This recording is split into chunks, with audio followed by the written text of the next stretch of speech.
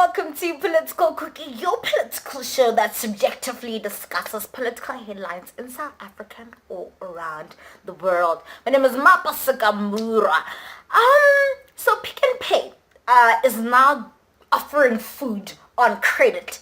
The major South African supermarket decided, you know what, it's very, very hard times in this country. So why don't we just offer food on credit? And you can get food on credit or Pick n Pay for at most 40,000 rands. 40,000 rands. So you've got 55 days to pay it back. And if you don't, then the interest goes up to 21% per annum. 21%. Sounds to me like Dragon from Skim Sam. You know the loan shark? Yes, that guy. So I think from a business perspective, this probably makes some sense to some level.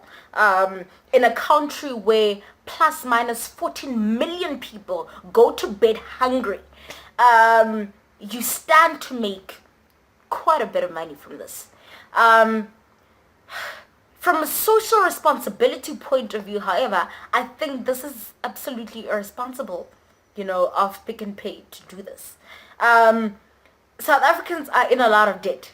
We are impulsive buyers. Clothes, cars, this, that, you just want to take it out on credit. And so for Pick n Pay to offer food on credit is a bit, to me, in the sense that already people can't pay back their other debts. And now you decide, let's open the floodgates of debt and offer these people, these impulsive buyers, food on credit. Which is crazy because this is something that you put in your mouth, you process, and then waikaga. And then you're going to decide to take that on credit and then pay it back 21% if you can't make that 55 days. So it's a bit crazy. Like I get the hunger issue. I get that. But this to me economically does not make sense. I feel like in terms of debt, it's almost as though like we are going down. If food is now on credit, we are going down then. Like it's absolutely crazy. And if there's one thing that I do believe is that debt is the new age slavery. Except this time, they're not holding a gun to your head to do it. You're just stuck in this rat race, and in terms of that, you can't really, from what you're paid, really afford everything. So you end up being in debt, and then you spend your whole life trying to pay back all this debt. So yeah, no, I think it's irresponsible. I think it's irresponsible. Moving on, however, to other news. Grace Mugabe, the First Lady of Zimbabwe, has decided, you know what, I'm such a good person. I love giving. So she gave away used underwear to ZANU-PF supporters. ZANU-PF supporters.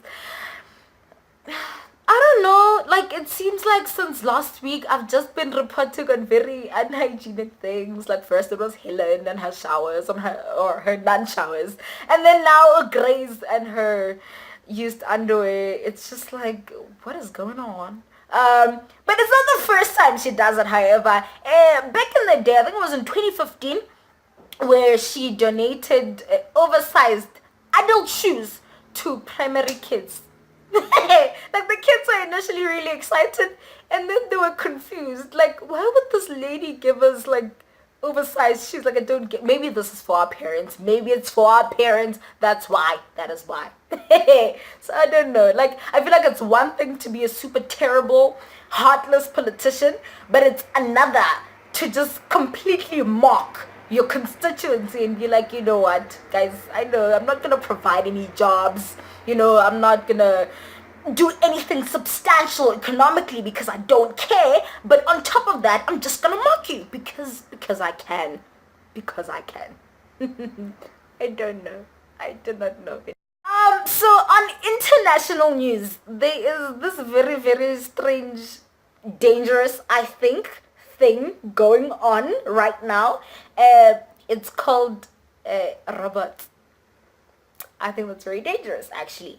So in almost every industry, there are robots being manufactured to take over some sort of function that human capital used to play a role. Um, Again, from a business perspective, this makes a lot of sense because it saves business owners a lot of money. Like literally, the only cost they have would be to buy the machine and to maintain it in terms of servicing the machine, but they don't have to pay the machine, and the machine can work for 24 hours a day. I wanted to say 24/7, but what the hell? So yeah, so it can work for 24 hours and no problem, no complaints, no trade unions, nothing, nothing, nothing. So there's definitely an industrial revolution going on where in almost every industry that whole go to school and get a job will not be applicable anymore because you can easily be replaced by a machine. Basically, that's what's going on. So from a liberal point of view, the number one thing that concerns me is an interview that happened in 2011 where a robot was asked, do you think that robots will come and take over the world? And this guy, not this guy, but this robot was like, you know what? Even if I turn into Terminator, don't worry. I'll still keep you warm and safe in my people's zoo. So, I don't know. I mean, like, they're like, no, his response was based on data collection. So there's certain data that it had access to, and it kind of just went through it and decided, okay, this will be my response based on this data that I have. But I don't know, it freaks me out. I mean, this robot saying, you know what, I'm going to build a people's zoo and I will keep you in there while I am in the world. So basically we'll then become like animals, pretty much. And then there was a Facebook where they had to, shut down a certain project because these robots started communicating in a language only they could understand. In a language they could only understand, guys. I don't know. Come on. Like, really? These robots, I don't know. Like, it seems like, oh my gosh, technology. Like, I admit, I'm a little bit of a technophobe. I am. Like, the only thing that I know is, like, to be on WhatsApp and Google and make a call. Like, everything else, I'm just like, but why is this even necessary in my life? I don't know. I am a little bit of a technophobe, but these robots are freaking me out. They are freaking me out. And not just, in terms of, oh my gosh, they're going to take over the world and kill us, but also in a sense of economically. I mean, what must happen to all these jobs? What must people do, if you can now be replaced by a robot?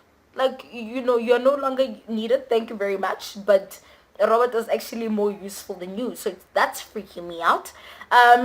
So I feel like this is making the rich richer and the poor poorer, like very classic. So I feel like at the end of the day, all we'll have is very rich people and poor people who are even more enslaved by debt because supermarkets are offering you food and credit. You can't get a job because your skills are completely worthless. A robot can do it better. So why must we keep you? Why? I mean, strange. Anyways, moving on to on the side note, on the side, the lucky word today is opportunity. I've heard this a lot where apparently luck is preparation meets opportunity, and opportunity is quite crazy because I feel like but you have to recognize opportunity. So it's not just opportunities here, but when you actually need to recognize it when it's there. And that can be difficult. I feel like I've missed a lot of opportunities because I wasn't alert and then I wasn't aware that this is actually a great opportunity. Maybe because of fear or some insecurity or something. So I feel like you need to be aware. So we've spoken about preparation. So when you've been prepared or even in the process of preparation, there might be an opportunity, because each and every single thing that's happening in your life is preparing you for a certain opportunity. So I just think that it's important for us. It's critical that we be aware of opportunities, so that when it does come, or King David, I feel like there are a lot of King Davids always lurking around trying to take your opportunity if you don't step up to the plate. So it's essential that you be alert and you be aware and you grab it. And also, in a country like ours, sometimes that opportunity may not be handed to you. So it might be essential for you to actually create your own opportunity. So yeah, be alert, be aware, and create opportunity if it doesn't come your way. My name is Marcus Sikamura. This has been your political cricket today. Peace out, and use your talents to serve humanity. I love you guys, and I will see you next week.